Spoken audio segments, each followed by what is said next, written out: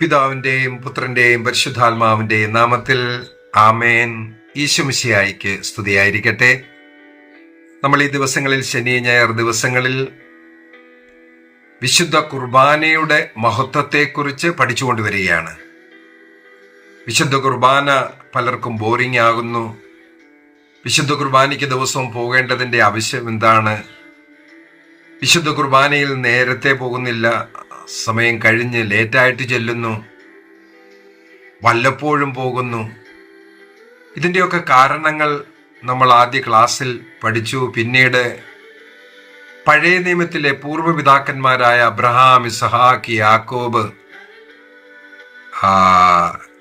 മോശ, സാമുവേൽ, ഇവരൊക്കെ ജീവിച്ചത് ഒരു ബലിപീഠത്തോടു കൂടി ചേർന്നാണ്.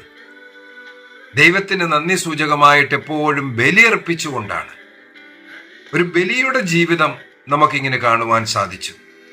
അതുപോലെ നമ്മൾ കഴിഞ്ഞ ക്ലാസ്സിൽ സൃഷ്ടിയുടെ ആരംഭം മുതൽ ആദിമാതാപിതാക്കൾ പാപം ചെയ്തതിന് അതിൻ്റെ പ്രായശ്ചിത്തമായിട്ട് ഒരു ബലിയർപ്പിക്കുന്നതായിട്ടും, പിന്നെ കായിൻ ഹാബിലിൻ്റെ കഥകള്, പിന്നീട് വന്നതായ പല കാര്യങ്ങളും, ഇങ്ങനെ ബലിയർപ്പണം, കാഴ്ചയർപ്പണം, ഇതെല്ലാം വിശുദ്ധ കുർബാന, ക്രിസ്തുവിൻ്റെ ബലി, അതിനോട് ചേർന്നുള്ളവയാണ്.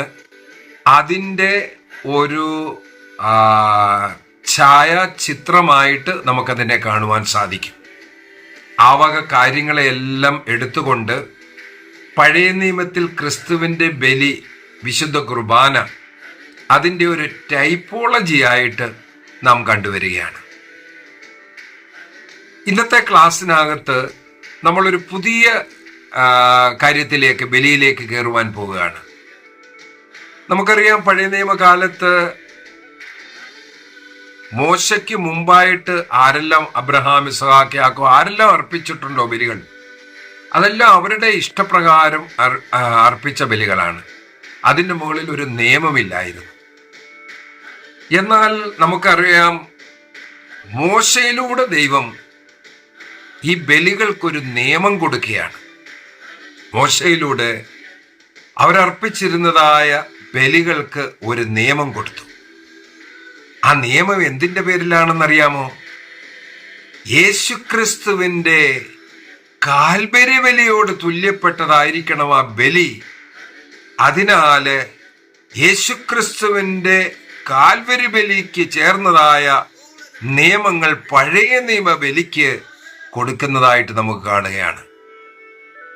കർത്താവ് സീനായ് മലയിൽ മോശയ്ക്ക് ദർശനം നൽകിക്കൊണ്ട് ഇസ്രായേൽക്കാർ അർപ്പിക്കുന്നതായ ബലികൾക്ക് ബലി നിയമങ്ങൾ കൊടുത്തു. ബലി വസ്തു എങ്ങനായിരിക്കണമെന്നും, ബലി അർപ്പിക്കേണ്ട രീതി എന്തായിരിക്കണമെന്നും, ബലി വസ്തുവിനോടുകൂടി എന്തൊക്കെ അർപ്പിക്കണമെന്നും എന്തൊക്കെ അർപ്പിച്ചുകൂടാ എന്നും, എപ്പോഴൊക്കെ അർപ്പിക്കണമെന്നും, ഇങ്ങനെയുള്ള നിയമങ്ങൾ കർത്താവ് മോശ വഴി ഇസ്രായേൽ ജനത്തിന് കൊടുക്കുന്നു. അങ്ങനെ നമുക്ക് ലേവ്യരുടെ പുസ്തകം 1-ാമത്തെ അധ്യായം മുതൽ 7-ാമത്തെ അധ്യായം വരെ, ലേവ്യരുടെ പുസ്തകം 1 മുതൽ 7 വരെയുള്ള അധ്യായങ്ങളിൽ 5 ബലികളെ കുറിച്ച് എഴുതിയിട്ടുണ്ട്. അത് ദൈവം മോശ വഴി കൊടുത്തതായ ഈ ബലികൾക്കുള്ള നിയമാവലിയാണ്. 5 ബലികൾ നിങ്ങൾ എങ്ങനെ അർപ്പിക്കണമെന്നുള്ളത്. ഈ 5 ബലികളെയും നമ്മൾ പഠിച്ചു കഴിഞ്ഞാൽ നമുക്ക് മനസ്സിലാക്കും, ഈ 5 ബലികളും ക്രിസ്തുവിൻ്റെ ക്രൂശ് ബലിയോട് തുല്യപ്പെടുത്തുവാൻ സാധിക്കും. അവിടെ കാണുന്നതായ കാര്യങ്ങളാണ് ഇവിടുത്തെ ഈ ബലി അർപ്പിക്കേണ്ടതിൽ നിയമമായിട്ട് കൊടുത്തിരിക്കുന്നത്. അതായത് മോശ വഴി ദൈവം സ്ഥിരീകരിച്ചിരിക്കുന്നതായ ഇസ്രായേലിയരുടെ ഈ ബലികൾക്ക് ഒരു നിയമം കൊടുത്തുകൊണ്ട് അതിനെ യേശുക്രിസ്തുവിൻ്റെ ക്രൂശ് ബലിയോട് ചേർത്ത് വെക്കുകയാണ്. യേശുക്രിസ്തുവിൻ്റെ ക്രൂശ് ബലിയിൽ മനുഷ്യന് കിട്ടുന്നതായ പാപപരിഹാരങ്ങൾ ഇവിടെ നമുക്ക് വായിക്കുവാൻ സാധിക്കുന്നുണ്ട്. ലേവ്യ പുരോഹിതർ അർപ്പിക്കുന്ന ആ ബലിയിലൂടെ ഇസ്രായേൽ ജനത്തിന് പാപപരിഹാരം കിട്ടുന്നതായിട്ട്. മാടുകളുടെ ബലിയർപ്പിച്ചാൽ അതിലൂടെ പാപ പരിഹാരമില്ല എന്ന് എബ്രായർ ലേഖനം 10-ാമത്തെ അധ്യായത്തിൽ നാം വായിക്കുന്നു. പിന്നെ എങ്ങനെയാണ് ലേവ്യരുടെ പുസ്തകത്തിൽ എഴുതിയിരിക്കുന്നത് അതുവഴി അവർക്ക് പാപ പരിഹാരം കിട്ടുന്നു? പ്രത്യേകിച്ച് ലേവ്യരുടെ പുസ്തകം 16-ാമത്തെ അധ്യായത്തിൽ യോം കിപ്പൂർ ഒരു തിരുനാൾ തന്നെ ആഘോഷിച്ചിരുന്നു. പാപപരിഹാര ദിവസമാണ്. വർഷത്തിലൊരിക്കൽ ഇസ്രായേൽക്കാർക്ക് 2 ആട്ടിൻകുട്ടികളെ കൊണ്ടുപോകണം. അതിനെപ്പറ്റിയുള്ള മുന്നോട്ടുള്ള ക്ലാസ്സുകളിൽ ഞാൻ പറഞ്ഞു തരും. അപ്പോൾ അവർക്ക് പാപത്തിൽ നിന്നും പ്രായശ്ചിത്തം ചെയ്യുവാനുള്ള ഒരു അവസരമോടെ കൊടുക്കുകയാണ്. അങ്ങനെ അവർക്ക് പാപക്ഷമ കിട്ടുന്നതായിട്ട്. ഇതെല്ലാം കാണുന്നത് ക്രിസ്തുവിന്റെ ക്രൂസ് ബലിയിലൂടെ കിട്ടുന്നതായ ആ കൃപയാണ് ഈ ബലികളിലൂടെ കിട്ടിയതെന്ന്. അതിനാലാണ് യഹൂദർക്ക് കൊടുത്തതായ ഈ 5 ബലികളുടെ ബലി നിയമം യേശുക്രിസ്തുവിന്റെ ക്രൂസിലോട്ട് നമ്മളെ കൊണ്ടുപോവുകയാണ്. അതുകൊണ്ട് ഇന്നത്തെ ക്ലാസ്സിൽ ഈ 5 ബലികളുടെ നിയമങ്ങൾ എന്താണ്, അതിന്റെ ഡിവിഷൻ എന്താണ്, ഇതിനെ മനസ്സിലാക്കലാണ്. അടുത്ത ക്ലാസ് മുതൽ ഈ 5 ബലികൾ ഓരോ ബലിയും യേശുക്രിസ്തുവിന്റെ ക്രൂസ് ബലി വിശുദ്ധ കുർബാനയുമായിട്ട് ഇതിനെ താരതമ്യപ്പെടുത്തി നമ്മൾ പഠിക്കാൻ പോവുകയാണ്. ഇവ പഠിച്ചു കഴിയുമ്പോഴാണ് അനുദിന ബലിയിൽ പങ്കെടുക്കേണ്ടതിന്റെ അത്യാവശ്യം നമുക്ക് മനസ്സിലാക്കുക. ഇത് നമ്മുടെ പൂർവ്വപിതാക്കന്മാരായ അബ്രഹാം, ഇസ്ഹാക്ക്, യാക്കോബ് മുതലായവർ പ്രാർത്ഥനയ്ക്കായിട്ട് ബലിയർപ്പിച്ചുവെങ്കിൽ, അപ്പോൾ പ്രാർത്ഥന, ഏറ്റവും നല്ല പ്രാർത്ഥന ബലിയർപ്പിച്ചുകൊണ്ടുള്ള പ്രാർത്ഥനയാണ്.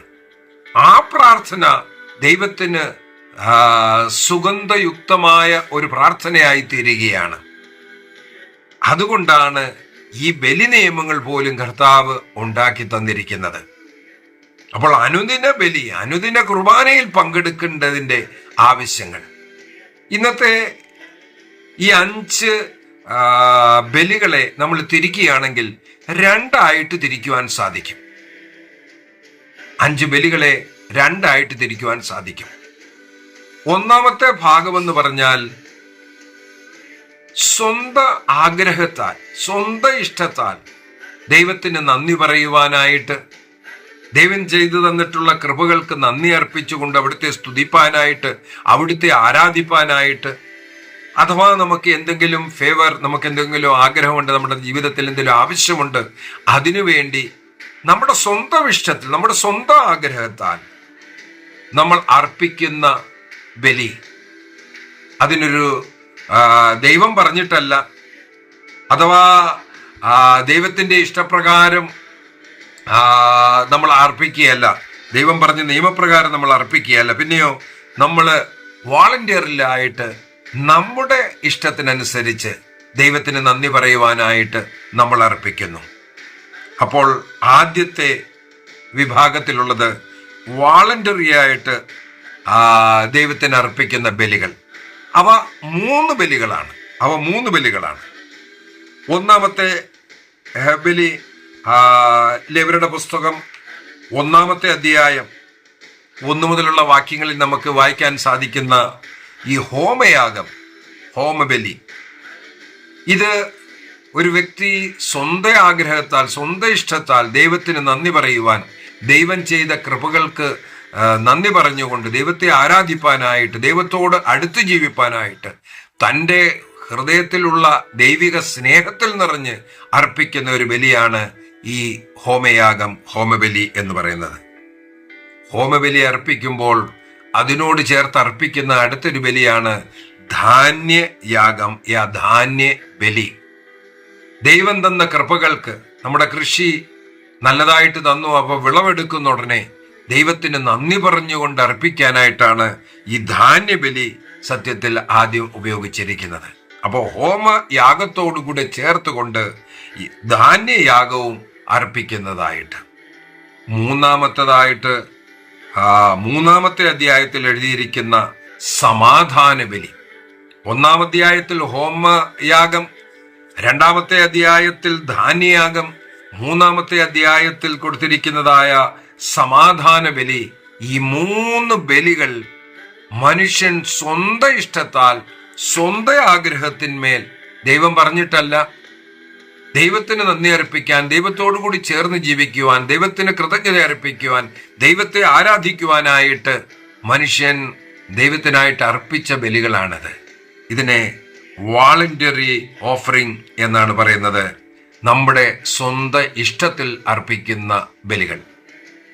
ഇതാണ് ഒന്നാമത്തെ ശ്രേണിയിലുള്ള 3 ബലികൾ. ഇനി രണ്ടാമത്തെ ലെവലിലുള്ള ബലികൾ എന്ന് പറഞ്ഞാൽ അത് ദൈവം പറഞ്ഞിട്ട് അർപ്പിക്കുന്നവയാണ്. അവ അർപ്പിച്ചിരിക്കണം എന്നത് ഒരു നിയമമാണ്. അതിനെ മാൻഡേറ്ററി ഓഫറിംഗ് എന്നാണ് വിളിക്കുന്നത്. അർപ്പിച്ചേ പറ്റൂ അങ്ങനെയുള്ളത്. ആദ്യത്തേത് വോളണ്ടിയർലി ആണ് ബലി അർപ്പിച്ചതെങ്കിൽ ഇതിനെ മാൻഡേറ്ററി ഓഫറിംഗ് എന്നാണ് പറയുന്നത്. നമ്മുടെ പാപത്തിന് പ്രായശ്ചിത്തമായിട്ട് ബലി അർപ്പിക്കാൻ, അതായത് ലേവ്യരുടെ പുസ്തകം 16-ാമത്തെ അധ്യായത്തിൽ യോം കിപ്പൂർ ആ ദിവസം 2 മൃഗബലികളെ അർപ്പിക്കുന്നതായിട്ട് നമുക്ക് കാണുവാൻ സാധിക്കും. പാപത്തിന് പ്രായശ്ചിത്തമായിട്ട് ഇങ്ങനെ അർപ്പിക്കുന്നതായ അത് ദൈവം പറഞ്ഞ് നിയമത്തിന് കീഴിലുള്ള ഒരു ബലിയാണ് ഈ മാൻഡേറ്ററി ഓഫറിംഗ് എന്ന് പറയുന്നത്. അവ 2 നമുക്ക് വായിക്കുവാൻ സാധിക്കും. 4-ാമത്തെ അധ്യായത്തിനകത്തും 6-ാമത്തെ അധ്യായത്തിനകത്തും ലേവ്യരുടെ പുസ്തകത്തിനകത്ത് കൊടുത്തിരിക്കുന്നതായ പാപമുക്തി യാഗവും അതുപോലെ പശ്ചാത്താപ യാഗവും, പശ്ചാത്താപത്തിൻ്റെ പ്രായശ്ചിത്തത്തിൻ്റെ യാഗവും പാപമുക്തി യാഗവും. പശ്ചാത്താപമല്ല, പ്രായശ്ചിത്ത യാഗം. പാപമുക്തി യാഗം 4-ാമത്തെ അധ്യായത്തിലും നമുക്ക് 5-ാമത്തെ അധ്യായത്തിൽ പ്രായശ്ചിത്ത യാഗത്തെയും കുറിച്ച് പറഞ്ഞിരിക്കുന്നു. അവയെ അനുഷ്ഠാനം നടത്തേണ്ട രീതികൾ 6ഉം 7ഉം അധ്യായങ്ങളിൽ നമുക്ക് വായിക്കാൻ സാധിക്കും. ഇങ്ങനെ 1 മുതൽ 7 വരെയുള്ള അധ്യായങ്ങളിൽ, ലേവ്യരുടെ പുസ്തകം 1 മുതൽ 7 വരെയുള്ള അധ്യായങ്ങളിൽ 5 ബലികളെക്കുറിച്ച്, യാഗങ്ങളെക്കുറിച്ച് പറഞ്ഞിരിക്കുന്നു. അവയിൽ ആദ്യ 3 വാളണ്ടിയർലി അർപ്പിക്കുന്നതും പിന്നീട് വരുന്നതായ 2 മാൻഡേറ്ററി ആയിട്ട്, അതായത് നിയമപ്രകാരം അർപ്പിക്കുന്നതുമാണ്. ഇവ തമ്മിലുള്ള വ്യത്യാസം എന്നുള്ളതാണ് നമുക്ക് ഏറ്റവും ഇൻട്രസ്റ്റിംഗ് ആയിട്ടുള്ളത്. ആദ്യ 3 ബലികൾ അർപ്പിക്കുന്നത്, അതായത് നമ്മൾ സ്വന്തം ആഗ്രഹത്തിൽ ദൈവത്തോടുള്ള സ്നേഹത്തെ പ്രകടിപ്പിക്കുവാൻ, ആരാധിക്കുവാനായിട്ട് നാം നിയമപ്രകാരമുള്ള നമുക്ക് എപ്പോൾ വേണേലും അർപ്പിക്കാവുന്നതായ ആ 3 ബലികൾ, അവ അർപ്പിക്കുമ്പോൾ ദൈവം പറഞ്ഞിരിക്കുകയാണ് അതിനോടുകൂടെ കുന്തിരിക്കം ചേർത്തിരിക്കണം. കുന്തിരിക്കം അതിനോടുകൂടെ ചേർക്കണം. കാരണം അവ അർപ്പിക്കുമ്പോൾ അതിൽ നിന്നും ഒരു സുഗന്ധ പുക ഉയർന്ന് അത് ദൈവത്തിന് ഏറ്റവും ഇഷ്ടപ്പെട്ട സുഗന്ധമാണ് എന്ന് പറയാണ്. അതായത് നാം സ്വയം നമ്മുടെ ഇഷ്ടത്താല്, ആഗ്രഹത്താല്, നിയമത്തിന്റെ പേരിലല്ല, ദൈവത്തോടുള്ള സ്നേഹത്തിന്റെ പേരിൽ അർപ്പിക്കുന്നതായ ആ ബലി ദൈവത്തിന് സുഗന്ധ അപൂർണമായ സൗരഭ്യം നിറഞ്ഞതായ ഒരു ബലിയാണ്, സ്വീകാര്യമാണ്.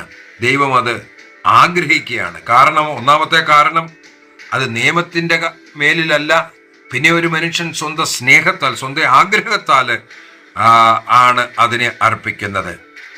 അതിനെ അർപ്പിക്കുന്നതിൻ്റെ ഉദ്ദേശ്യം ദൈവത്തെ സ്തുതിക്കാനാണ്, ദൈവത്തിന് ആരാധന അർപ്പിക്കാനാണ്, ദൈവത്തിന് നന്ദി പറയാനാണ്, സ്വയം തന്നെ തൻ്റെ കുടുംബത്തെ സമർപ്പിച്ച് പ്രാർത്ഥിക്കാനും വേണ്ടിയാണ്. അത് കാരണം അത് ദൈവത്തിന് ഇഷ്ടപ്പെട്ട ഒരു ബലിയാണെന്ന് ലേവ്യരുടെ പുസ്തകം 1-ാം അധ്യായം 9-ാമത്തെ വാക്യം, 13-ാമത്തെ വാക്യം, 17-ാമത്തെ വാക്യം, 2-ാമത്തെ അധ്യായം 2-ാമത്തെ വാക്യം, 9-ാമത്തെ വാക്യം, അതുപോലെ 3-ാമത്തെ അധ്യായം 5ഉം 16ഉം വാക്യങ്ങളിൽ ദൈവം പറയാണ്, ഈ ബലി എനിക്ക് ഇഷ്ടപ്പെട്ടതാണ്. നാം നമ്മുടെ സ്വന്തം ഇഷ്ടത്തിൽ ദൈവത്തോടുള്ള സ്നേഹത്തെ കാരണം ദൈവത്തിന് നന്ദി പറയുവാനായിട്ട് നാം ദേവാലയത്തിൽ പോകുമ്പോൾ, അനുദിന ബലിയിൽ പങ്കെടുക്കുമ്പോൾ, ഞായറാഴ്ചത്തെ കുർബാനയ്ക്ക് നിയമമുണ്ട്. എല്ലാ ഞായറാഴ്ചകളിലും കടമുള്ള തിരുനാൾ ദിവസങ്ങളിലും ദേവാലയത്തിൽ പോകുവാനും വിശുദ്ധ കുർബാനയിൽ പങ്കെടുക്കുവാനും ഒരു നിയമമുണ്ട്. ആ നിയമത്തിൻ പേരിൽ നമ്മൾ ഞായറാഴ്ചകളിൽ ദിവ്യബലിക്ക് പോകുന്നു. എന്നാൽ തിങ്കളാഴ്ച മുതൽ ശനിയാഴ്ച വരെയുള്ള ദിവസങ്ങളിൽ വിശുദ്ധ കുർബാനയ്ക്ക് ചെല്ലണമെന്ന് സഭ നിയമം വെച്ചുകൊണ്ട് ആരെയും വിളിക്കുന്നില്ല. തിങ്കൾ മുതൽ ശനി വരെയുള്ള ദിവസങ്ങളിൽ ആരെങ്കിലും പോകുന്നുവെങ്കിൽ അവർ സ്വന്തം ഇഷ്ടത്താലാണ്. ദൈവത്തോടുള്ള ആ സ്നേഹം, ദൈവത്തിന് അർപ്പിക്കുന്ന സ്തുതികൾ, ആരാധന, അത് ബലിയർപ്പിച്ചുകൊണ്ടാകണമെന്നുള്ള ഒരു ആഗ്രഹത്തോടു കൂടി പോകുന്നു. ഇതിനെയാണ് പറയുന്നത് വാളണ്ടിയർലി ഓഫർ ചെയ്യുന്ന പ്രാർത്ഥനകൾ. അടുത്തത് ഞായറാഴ്ച ദിവസം എന്തിനു പോകുന്നു? ഞായറാഴ്ച പോയില്ലേ വലിയ പാപമാണ്. അടുത്ത ഞായറാഴ്ച പോവുകയാണെങ്കിൽ വിശുദ്ധ കുർബാന സ്വീകരിക്കാനായിട്ട് അതിനുവേണ്ടി കുമ്പസാരിക്കേണ്ടി വരും. അതായത് വലിയൊരു പാപമാണ് ഒരു ഞായറാഴ്ച ഞാൻ കുർബാനയ്ക്ക് പോയില്ല എങ്കിൽ. കാരണം അത് നിയമത്തിന്മേലുള്ളതാണ്. ഇനി ഈ നിയമത്തിൻ പേരിൽ ഉള്ള ആ രണ്ട് ബലികൾ, പാപമുക്തിയാഗവും പ്രായശ്ചിത്ത യാഗവും, 4ഉം 5ഉം അധ്യായങ്ങളിൽ എഴുതിയിരിക്കുന്ന ഈ രണ്ട് ബലികളെ കുറിച്ച് നമ്മൾ പഠിക്കുകയാണെങ്കിൽ ഇത് ദൈവത്തിൻ്റെ നിയമം അനുസരിച്ചാണ്. ഒരു വ്യക്തി പാപം ചെയ്തിട്ടുണ്ടെങ്കിൽ അറിയാതെ ചെയ്ത പാപത്തിനു വേണ്ടി ബലി അർപ്പിച്ചിരിക്കണമെന്നൊരു നിയമമാണ്. അതുപോലെ വർഷത്തിൽ ഒരു ദിവസം ദൈവം തീരുമാനിച്ചു കൊടുത്തു. അതാണ് ലേവ്യരുടെ പുസ്തകം 16-ാമത്തെ അധ്യായത്തിൽ എഴുതിയിരിക്കുന്ന യോം കിപ്പൂരിന്റെ ദിവസം. പാപ പരിഹാര ബലി അർപ്പിക്കേണ്ട ദിവസമാണത്. അത് അർപ്പിച്ചിരിക്കണം. അപ്പോൾ അവിടെ ദൈവം പറഞ്ഞിരിക്കുകയാണ്, ഈ ബലികളോട് കൂടെ നിങ്ങൾ കുന്തിരിക്കം അർപ്പിക്കുവാൻ പാടില്ല. കുന്തിരിക്കം അർപ്പിക്കാൻ പാടില്ല. മാൻഡേറ്ററി ഓഫറിംഗ് കൊണ്ടുവരുമ്പോൾ അതിനോടൊപ്പം കുന്തിരിക്കം പാടില്ല. കാരണം അത് നിയമത്തിന്റെ പേരിലാണ്. അതിൻ്റെ കൂടെ പാപം എന്നൊരു കാര്യം കൂടെ ഉണ്ട്.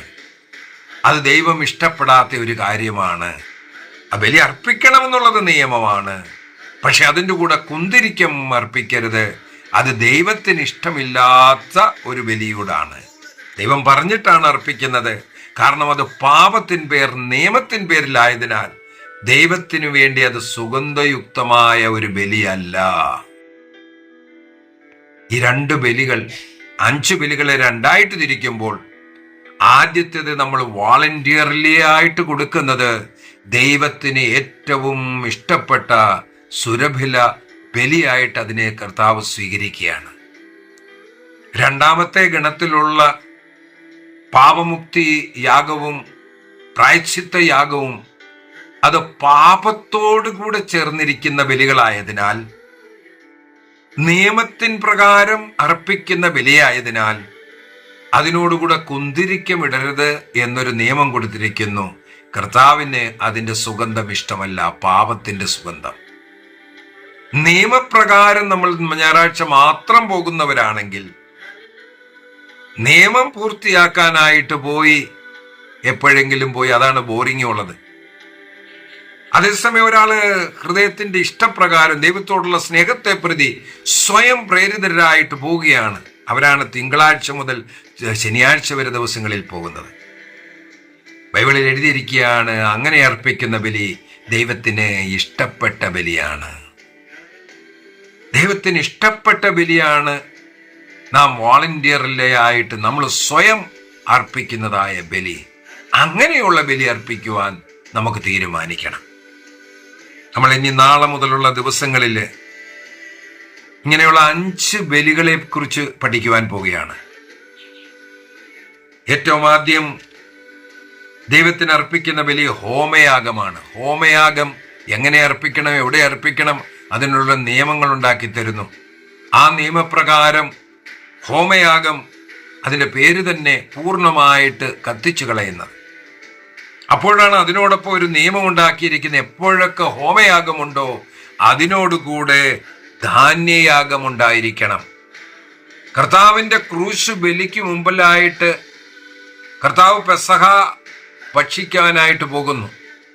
പെസഹായിൽ നമുക്കറിയാം, പെസഹായുടെ ക്ലാസ്സിനകത്ത് ഞാൻ പറഞ്ഞു തന്നു, ആട്ടിൻകുട്ടിയെ കൊന്നിട്ട് അതിൻ്റെ മാംസം ഭക്ഷിക്കണം.